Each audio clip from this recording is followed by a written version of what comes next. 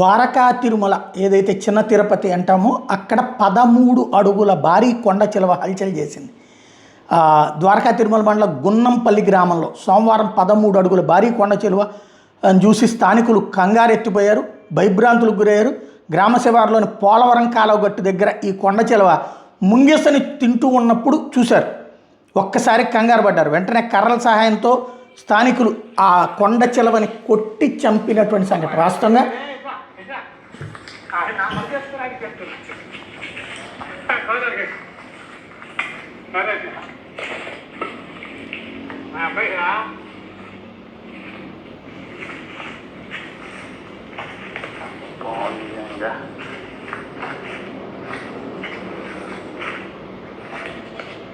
మన ఏరియాలో ఈ పాము అంటే జనాలు దర్చుకున్నట్టే.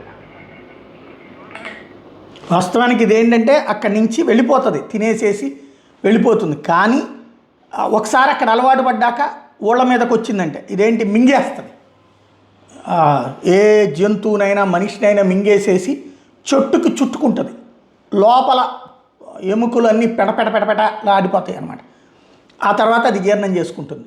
ఒకసారి తిన్నాక 3-4 రోజులు పడుకుంటుంది అన్నమాట. లేదా చిన్నదైతే ఆహారం ఒక రోజు ఒక అరపూట నిద్రపోతుంది. ఇప్పుడు అట్లాంటి దాన్ని చూసి భయపడి చంపేశారు అక్కడ ఉన్న పబ్లిక్.